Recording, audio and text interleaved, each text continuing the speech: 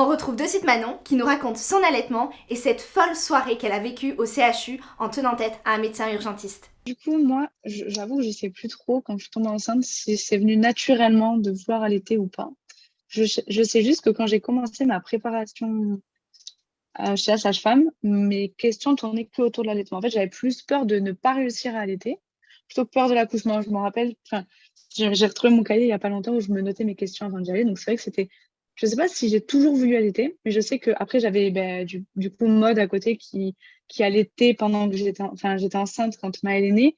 Et je l'ai vue allaiter. Et c'est vrai que j'ai trouvé. Du coup, je me suis questionnée dessus, je me suis renseignée. Et c'était ma plus grande peur, c'était pas la douleur de l'accouchement, c'était pas comment se passe l'accouchement, c'était vraiment de pas réussir à allaiter. Et si j'ai pas de lait, alors que, alors que vraiment je veux. Et en fait, au moment où Kieran est né, donc pour le coup, j'ai une sage-femme qui m'a énormément bien préparée, qui m'a montré plusieurs positions avec un poupon, etc. J'étais bien préparée avant. Et quand Kieran est né, en fait, on a fait la tétée d'accueil quasiment tout de suite, enfin, le temps que je me remette de mes esprits, etc. Et en fait, ça a été super rapide et super facile, je veux dire, de le mettre au sein. Il n'y a pas eu de problème particulier. J'ai ma maman qui est venue. Donc, la première nuit, mon conjoint était avec moi. Donc, je le mettais au sein, il le changeait. On s'alternait comme ça. Ma maman a pris le relais aussi la deuxième nuit. Donc, j'allaitais. Elle le mettait pour le changer. Et en fait, ça s'est fait naturellement. J'ai pas eu de problème d'allaitement, de mise au sein. J'ai pas eu de problème de douleur ni rien.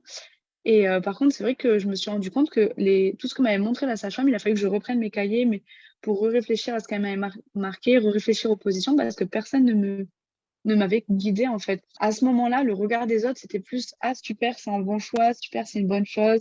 En fait, j'ai jamais eu de problème passer on va dire, 4 5 mois. 4 mois, on va dire, quand aux yeux de tout le monde, il faut commencer à les diversifier. Là, ça y est, c'était c'est bon, tu vas pouvoir arrêter d'allaiter, ou c'est bon, laisse un peu la place au papa. Parce que c'est vrai que j'avais tiré mon lait une fois pour que Clément puisse donner à Kiran, mais c'était plus pour essayer en fait. Et c'est pas quelque chose qu'il a apprécié en plus parce que Kiran a mis beaucoup de temps à téter parce que le biberon, il connaissait pas.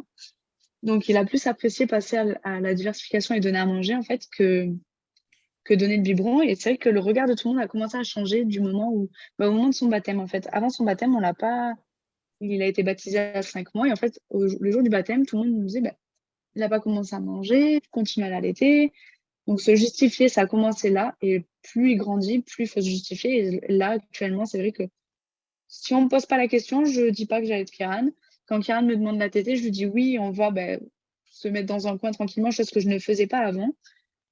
Quand je suis avec mon conjoint, j'allais partout, je m'en fous. On est aux zoo, on allait, etc. Mais au milieu de la famille, c'est vrai que les regards ont énormément changé, le poids des réflexions ont énormément changé. Et le personnel médical, j'ai eu pareil un problème. En revenant de son baptême, j'ai fait une grosse crise d'urticaire. Et je suis allée au CH d'Auxerre. Et donc j'arrive, je leur dis, ben voilà, enfin, ils n'avaient pas besoin de parler, ils avaient les oreilles gonflées, j'avais des plaques partout sur les bras, sur les seins, sur le ventre, etc. Et il y a l'urgentiste qui arrive et qui dit, bah, vous prenez la cétérisine, et puis voilà, en fait. Sauf qu'à ce moment-là, je ne savais pas si c'était compatible ou pas. Donc, je ne sais pas si je peux le prendre et allaiter mon fils. On m'a dit, bah, en fait, c'est tout simple, vous ne l'allaitez pas, vous prenez le médicament, vous allez acheter une boîte de lait, et puis basta, en fait. Donc, j'étais un peu restée sur le cul, en fait. Vraiment, il n'y a pas d'autre expression. Je suis restée choquée. J'aurais dit, mais déjà, il est 4 heures du matin. À quel moment je trouve le bon lait au bon moment à 4 heures du matin? Et puis non, en fait, enfin, vous êtes médecin, je pense que il y a une maternité à côté, je sais pas, appelez quelqu'un. Il m'a dit non, en fait, la solution que je vous apporte, c'est de vous donner le médicament, je vous le passe en père si vous voulez que ça aille plus vite. Je me suis dit non, c'est hors de question. Ce que je vais faire, c'est qu'on va rentrer. Donc je suis rentrée. Et en fait, j'ai passé pas toute la nuit sous la douche, mais presque. Et le lendemain matin, j'ai appelé donc la Let's League qui m'a directement envoyé en fait une capture d'écran de ce que disait le CRAT. Et en fait, c'était marqué normalement noir sur blanc que c'était compatible en fait que je pouvais le prendre ce médicament. Donc je l'ai pris. Et ben voilà, une demi-heure après, j'étais soulagée. Et j'ai été vraiment très rancunière sur ça. Donc le CH, je n'y vais plus. Me dire qu'en fait, ils avaient seulement à regarder sur un référentiel médical en fait. C'est vrai que ce réflexe, je l'ai pas eu. Moi, j'étais plus dans la panique c'était horrible le moment de me gratter, de me dire est-ce que je vais pas devoir faire ça à mon fils. Alors, le pédiatre ne sait pas que j'allais encore, il a marqué fin de l'allaitement, je sais plus à un moment donné, alors que je lui ai pas dit en fait. Mm. Mais qui n'a Et pas déjà menti à son pédiatre pour éviter d'avoir des réflexions? Franchement. Moi, je suis pareil que vous, je le dis pas, hein, que j'allais Ouais. encore Maëlle. mais c'est ça qui est grave. Et Ouais. peut-être qu'avec avec certains pédiatres, ça passerait super bien. Et moi, avec le pédiatre que j'ai là, ça passait vraiment très, très bien jusqu'à les 2 ans. Et en fait, à 2 ans, ça a commencé à... Donc, du coup, vous l'allaitez. C'était plus, ah, vous l'allaitez encore, c'est du coup, vous l'allaitez plus, en fait. La question, elle a totalement vrillé, en fait. C'est vraiment l'intonation des choses qui fait... enfin, ou alors le regard de la... Ouais, le regard de, ben, si, je l'allaite encore, en fait, de suite, c'est, ah, ben, il va falloir penser à arrêter. Mm. Pourquoi? C'est ancré dans notre mode de fonctionnement, c'est ancré dans... Voilà, c'est normal en fait, et c'est normal pour mon conjoint, c'est normal pour Kieran, c'est normal pour nous, enfin pour moi. Pour les asthmates, je voulais rebondir sur ce que disait Ophélie. C'est ça qui est enfin, pas normal du tout, je pense. Les asthmates qui n'y connaissent rien en allaitement, je trouve ça scandaleux. Enfin, moi, je sais que pareil, Mais disons, on avait recruté, enfin, on avait trouvé une nounou. De suite, j'étais enceinte quand je l'ai rencontrée. Je dis, bah, je compte allaiter. Elle me dit, vous mettez pas la pression, hein. Non, d'accord, mais je vous dis quand même que je vais allaiter mon fils. Du coup, il faudra lui donner du lait que je vais tirer la journée au boulot et je vous l'apporterai le lendemain. Et elle m'a dit que le lait, elle allait le faire chauffer au micro-ondes, le lait maternel. Je lui ai dit, non, on ne va pas faire chauffer le lait maternel au micro-ondes. Pour information, le lait maternel ne se chauffe pas au micro-ondes, mais au chauffe-biberon, sinon ça perd tous les nutriments. Donc voilà, et là, je me suis dit, et tu es assistante maternelle et tu ne sais pas ça. Donc j'étais un peu choquée et ça ne m'a pas mis du tout en confiance. même si tu ne sais pas, en fait, tu as une maman qui te parle de ça, je ne sais pas si c'est le côté... Non, je pense que c'est dans tous les boulots de se dire, si je ne connais pas et que je vais m'engager dans quelque chose, tu me renseignes en fait. Je ne sais pas, je ne comprends pas. Souvent, étant professionnel, que ce soit la partie médicale ou assistante maternelle, ils ont l'impression d'avoir un certain savoir que vous, jeunes, vous ne savez pas forcément. Et je pense que moi, c'est ce que j'avais vécu aussi pour mon allaitement. J'étais jeune maman et de mon premier, et on n'ose pas s'imposer, on n'ose pas imposer le choix, on n'ose pas. C'est ça. Et Ophélie, tu as eu de la culpabilité quand tu as arrêté d'allaiter. Alors, ça a été un peu des allaitements quand même à réforcer. Mais, alors, pour Diane Rose, oui. Pour Diane Rose, déjà, quand il a fallu lui donner un biberon, c'était hyper compliqué de se sentir remplacée par un biberon. En fait, un peu le truc de se dire, je suis même pas capable de nourrir mon enfant. Et ça, je l'ai plus su pour Alice Edmé, du coup, vu qu'elle était malade, c'était plus de me dire, même ça, je suis pas capable de le faire. Alors, non seulement en plus, elle est malade, mais en plus, je peux même pas l'apaiser, entre guillemets. Si la culpabilité pour Diane Rose, déjà, rien que de donner un biberon, en fait, de devoir passer la main, de se dire, c'est plus moi qui vais la nourrir, quoi. Enfin, c'est moi, mais d'une manière différente. Puis de l'avoir avec ce biberon dans la bouche, enfin, un biberon, quoi. Enfin, le premier biberon que tu donnes, tu dis, c'est trop bien de donner un biberon à un bébé et tout, mais quand c'est le tien et que t'allaites et qu'il faut donner un biberon derrière, tu te dis, merde, j'avais pas prévu ça, j'avais pas prévu de ressentir tout ça. Donc, pour Diane Ross, ça a été super dur de donner le biberon. Juste un truc que j'aurais aimé évoquer dans cette vidéo, c'est en fait le rôle du père avec l'allaitement. Ça, on n'en a pas parlé et je trouve que c'est important parce que souvent, ce qu'on entend, c'est oui, mais du coup, tu allaites, c'est un petit peu égoïste parce que du coup, le papa va pas réussir à prendre son rôle. En fait, c'est un peu excluant finalement pour le papa. Et en fait, je voulais complètement casser ce tabou parce qu'en fait, c'est une fois de plus, chaque individu est différent, chaque personne vit les choses différemment. Et je sais que moi, par exemple, ça n'a jamais été le cas en fait pour mon couple. Le papa s'est jamais senti exclu parce que j'allaitais et qu'il n'avait pas de biberon à donner. J'ai pas forcément tiré mon lait pour qu'il puisse donner le biberon à un moment donné parce que je pense que la parentalité, il y a tellement de choses à faire autour d'un bébé que c'est pas parce que il n'a pas cette chose-là qu'il ne fait rien. C'est pas parce que j'allaite que je suis la seule à me lever la nuit.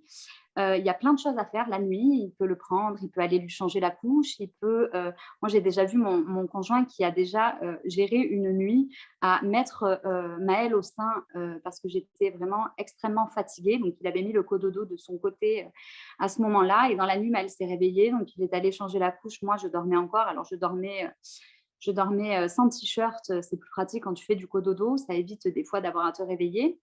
Et en fait, je dormais sur le côté et lui, de lui-même, il a mis au sein, il a repris, il a fait l'euro. Et voilà, il y a bien d'autres manières pour impliquer le papa. Et je tenais à dire que, alors après, peut-être qu'effectivement, il y a des papas qui se sentent exclus.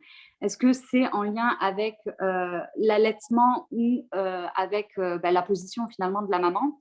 Je ne sais pas, mais je voulais juste te dire que ce n'était pas forcément toujours le cas en fait. Je sais que de notre côté, il y a eu un moment où en fait, l'avis des autres, justement, tout le monde dit, ouais, mais du coup, tu l'exclus, tu l'exclus. Du coup, c'est vrai que ça a été un sujet où on s'est reposé la question. Donc, c'est vrai que c'est pas que je lui ai pas laissé le choix dans l'allaitement, c'est que je pense que j'en avais tellement envie et j'en parlais tellement que ça s'est fait tout seul. Et en fait, au moment où tout le monde nous mettait ça en tête, ça s'est reposé. Alors, nous, c'est vrai qu'une fois, j'ai donné d'ailleurs, pour être plus exact, c'était Noël. J'avais envie de faire une coupe de champagne. Du coup, on a tiré le lait. Donc, c'est Clément qui l'a donné. En fait, limite, il préférait le moment. J'ai plein de vidéos où on le voit bercer Kieran juste après la tétée pour le faire l'euro. J'ai vraiment créé ce moment avec lui. Et un bébé, ça se résume pas à lui donner à manger, lui changer la couche. C'est vrai qu'il y a tout un univers autour qui peut se faire seulement avec le papa, à trois avec bébé et maman. Est-ce que vous avez eu des critiques quand vous avez allaité en public? Les gens, je pense, à ma manière de les regarder en retour, n'osaient pas me faire de critiques, mais les regards, ça suffit tellement. Enfin, de te regarder de haut comme ça, et de dire mais qu'est-ce qu'elle fait elle, enfin, dans les yeux, tu lis le range ton sein en fait. Alors moi, j'ai pas eu de méchanceté et je tiens à préciser que j'ai eu beaucoup plus de félicitations en me voyant allaiter en public, particulièrement des dames âgées. Mais j'ai eu des réflexions assez maladroites. C'était à Pôle emploi, je me souviens, j'avais Maëlle en écharpe qui était tout bébé. Et en fait, Maëlle commençait à pleurer, donc je le versais. Ça faisait déjà 1 heure que j'attendais dans la salle d'attente alors que j'avais un rendez-vous. Voilà, j'avais mon petit, c'était pas évident. Et en fait, je le versais comme ça. Et puis la conseillère me dit bah, vous n'avez pas pris son biberon? Donc je lui dis ben non, il est allaité. Elle me fait ah, mais si vous voulez, on vous ouvre les toilettes.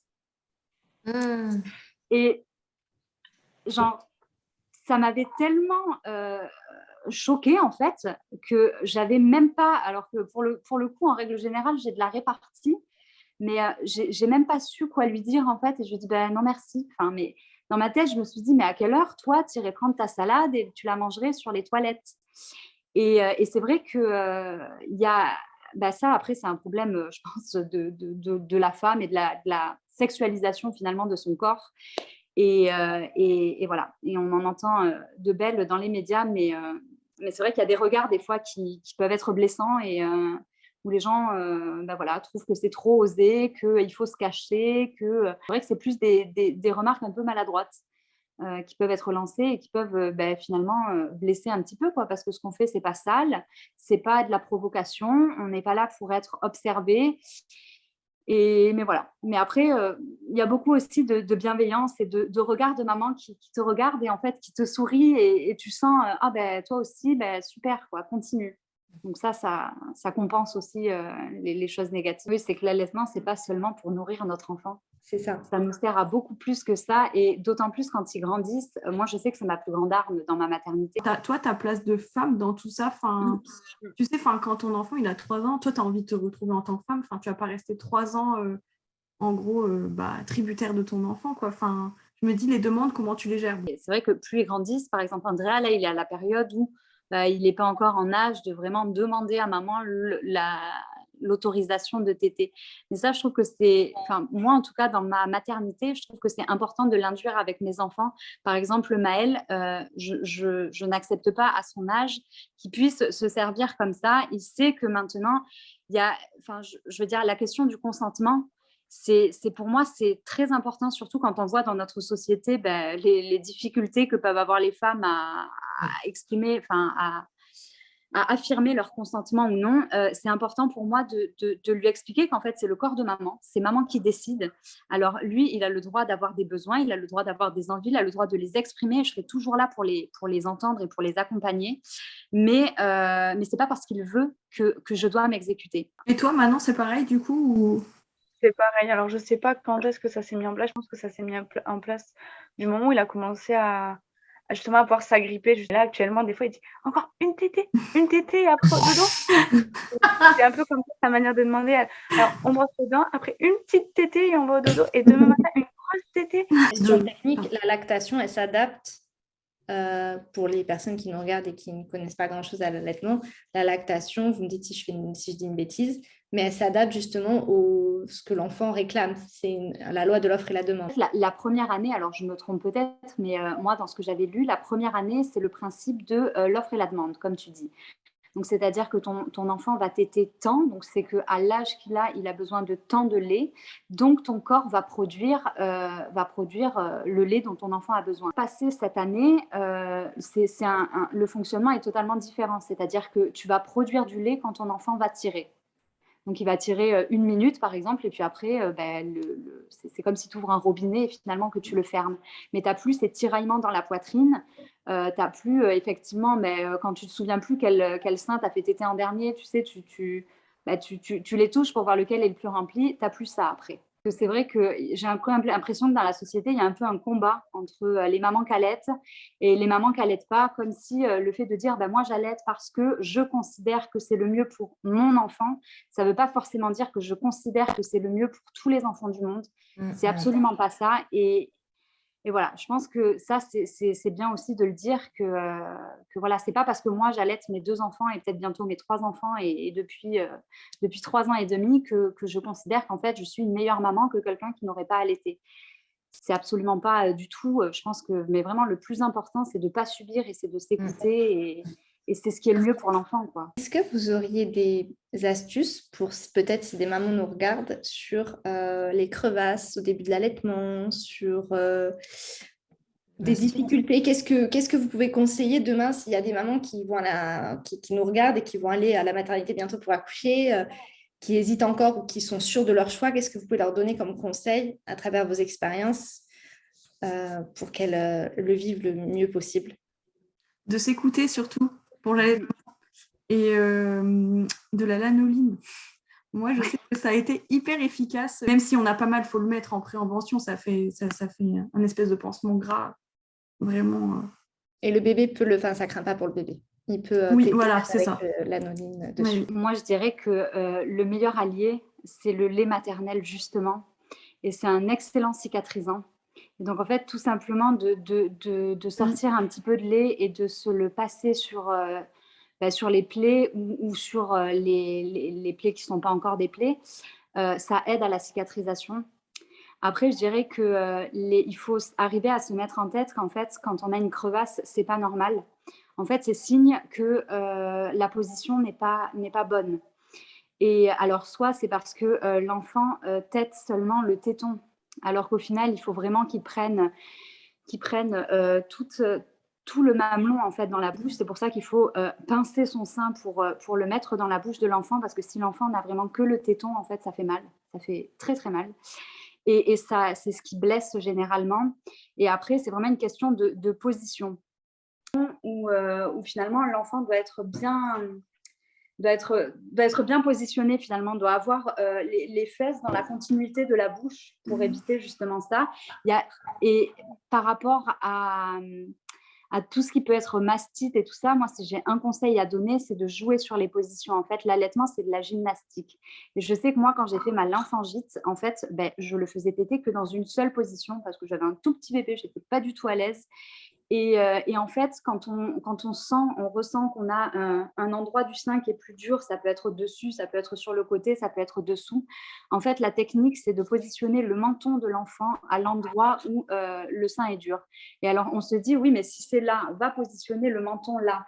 Mais en fait, comme je dis, c'est de la gymnastique où on peut s'allonger, où on peut trouver des positions. Et le menton de l'enfant doit être sur le canal qui est bouché, pour justement, avec la succion, en fait, c'est lui en tirant en fait le lait, il va pouvoir masser et déboucher en fait le canal qui est bouché. Et je le dis parce que c'est des choses que j'aurais bien aimé savoir, qui m'auraient évité une hospitalisation pas très sympa. Donc, ouais, c'est des petites techniques que je peux avoir. Et après, un autre super cicatrisant, la seule fois où… Alors, je sais qu'il y a des coquillages d'allaitement qui existent. Apparemment, c'est très efficace. Mais le miel est notre meilleur ami dans la cicatrisation. Et je sais que moi, j'étais complètement désespérée. Je m'étais dit, je ne vais pas pouvoir le faire téter de ce côté, donc je vais encore plus m'engorger. Enfin, ça va être catastrophique. Et en fait, avant de me coucher, j'ai mis du miel alimentaire, parce que j'avais que ça sur la plaie. Et alors, bien sûr, il faut bien penser à nettoyer avant de remettre son enfant au sein après le miel.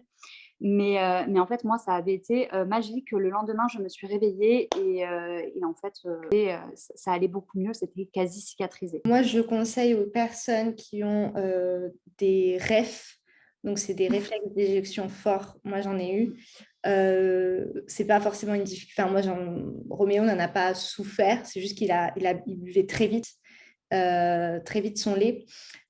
Si jamais vous sentez que ça gêne le bébé, ben, parlez-en à une consultante à lactation, à une sage-femme qui est bien sûr formée à l'allaitement.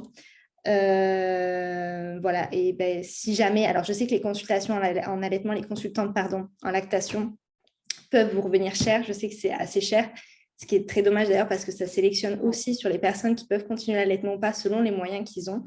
Mais il y a la Leche League, il y a les réseaux sociaux et puis il y a des sages-femmes. Malgré tout, moi à Paris, j'en ai rencontré une sage-femme donc, qui est prise en charge par la sécurité sociale et qui est spécialisée dans l'allaitement. Donc, il faut se renseigner, mais ça existe pour ceux qui n'ont pas forcément les moyens de débourser 50 à 90 € pour une séance de consultation à l'allaitement. En tout cas, c'est les prix à Paris. N'hésitez pas Et pour les Parisiennes, SOS Allaitement, c'est top. Il y a aussi les PMI. Les PMI, alors moi, la mienne est nulle, mais il y en a, j'espère, qui font bien leur taf sur l'allaitement aussi. Je pense que vraiment, en matière d'allaitement, il ne faut pas hésiter à demander de l'aide. Et même sur les réseaux sociaux ou à des gens qui allaitent, il faut vraiment en parler, en fait, et pas rester, en fait, dans sa galère parce que déjà quand on devient mère, c'est les 2 mois qui sont finalement les plus difficiles pendant l'allaitement. Et en fait, c'est dommage parce qu'on voit qu'en France déjà, le pourcentage de femmes qui allaitent, il n'est pas très important par rapport à d'autres pays. Et en plus de ça, passé 2 mois, il y a vraiment très peu de femmes qui continuent leur allaitement. Alors peut-être de plus en plus, je ne sais pas, je ne me rends pas compte par rapport à ton époque, toi, Cathy. Mais c'est vrai que c'est dommage parce qu'en fait, c'est vraiment ces 2 mois qui sont le plus difficiles. Et on a, surtout quand c'est un premier enfant, le premier temps, la maternité, le postpartum, ce n'est pas des choses qui sont faciles à gérer. Et quand on rajoute en plus les difficultés d'allaitement, c'est ce qui fait qu'il y a beaucoup de mamans qui baissent les bras. Et surtout en envisageant la reprise du travail, quand on voit la durée du congé maternité, c'est vrai que ce n'est pas forcément quelque chose qui paraît abordable pour tout le monde en fait. Et je pense que d'en parler et de prendre les techniques des unes des autres et de demander des conseils, ça peut aider des mamans qui ont cette volonté d'allaiter, ce qui n'est pas forcément le cas de tout le monde. Hein. Moi, comme je dis toujours, je pense qu'il vaut mieux donner le biberon que de subir son allaitement. Un allaitement, ça ne doit pas être subi, on reste des femmes, c'est notre corps. Et voilà, il y a des choses qu'on ne peut pas non plus s'infliger. Et moi, je respecte toutes les mamans, qu'elles allaitent ou pas. Je trouve que toutes les décisions sont bien, étant donné qu'elles sont notre décision. On ne doit pas être subi. Ça ne doit pas être subi. Et c'est dommage parce qu'il y a beaucoup de mamans qui regrettent finalement de ne pas avoir continué cet allaitement, de ne pas avoir réussi à allaiter. Et en fait, je me dis en 2022, c'est dommage d'en arriver là avec tous les moyens qu'on a à notre disposition. Savoir bien s'entourer. Mais les personnes qui sont là pour casser du sucre sur notre allaitement, savoir réussir dans notre tête de dire c'est leur avis, ça je mets de côté. Par contre, les gens qui sont là pour m'aider, me soutenir, en fait, prendre tout en compte. Je sais que moi, j'ai eu un long moment compliqué, passer les 5 mois parce que en fait justement pour ma famille c'était, même actuellement c'est n'importe quoi d'allaiter, et en fait de regarder que le positif, en fait ça permet de continuer, de se dire voilà, je sais pourquoi je le fais. Ceux qui sont là pour critiquer, c'est juste qu'ils n'ont pas compris qu'on faisait ça pour nous, pour notre enfant, et certainement pas pour écraser les autres ou pour se faire écraser. En fait, on le fait simplement parce que c'est notre envie, c'est nos besoins, c'est le besoin de nos enfants, et tant pis pour ceux qui comprennent pas ça. Et c'est dur, hein, je dis ça, mais j'ai mis du temps à le faire parce que moi, c'est très proche. Je vois mes parents, ils ne sont pas forcément pour l'allaitement aussi tardif. Et de savoir se dire, c'est leur avis, stop, tant pis. Ça ne les regarde pas, ils ne sont pas avec nous quand on t'aide. Ça n'impacte pas leur vie, ça ne fait que du bonus dans la nôtre. J'espère que cette vidéo vous aura plu. Si vous avez des questions sur l'allaitement, n'hésitez pas à vous renseigner en amont durant votre grossesse auprès de professionnels compétents. Vous avez les sages-femmes, les consultantes en lactation. Il faut un village pour allaiter un enfant. Faites-vous confiance et entourez-vous de personnes bienveillantes autour de vous. Pour les résidents et les résidentes, parce que j'estime que le coparent peut également appeler ce numéro, il existe le numéro vert SOS Allaitement Île-de-France. C'est un numéro, j'en ai bénéficié, c'est génial. Vous les appelez, je vais vous mettre les horaires et toutes les informations en description. Ils sont vraiment d'un grand soutien. Les personnes qui répondent au téléphone sont adorables, ce sont des bénévoles, et je vous invite fortement à les appeler si vous avez un doute, une question, un petit moment de panique durant votre allaitement. N'hésitez pas à prendre contact avec eux. Pour celles qui vont reprendre le travail, et qui souhaitent poursuivre leur allaitement ou qui hésitent, n'hésitez surtout pas à vous rapprocher des consultantes en lactation. Elles pourront vous aider à maintenir cet allaitement et trouver avec vous une organisation. D'ailleurs, en parlant de travail, je vous rappelle que le Code du travail précise que pendant une année, à compter du jour de la naissance, vous disposez d'1 heure par jour pour allaiter votre enfant durant vos heures de travail. Vous avez également le droit d'allaiter votre enfant dans l'établissement dans lequel vous êtes employé. Si votre employeur emploie plus de 100 salariés, il a l'obligation de vous mettre à disposition un endroit dédié à l'allaitement ou dans l'établissement ou à proximité. Merci encore de votre soutien. N'oubliez pas de vous abonner et de liker la vidéo et on se retrouve très vite pour un nouvel épisode.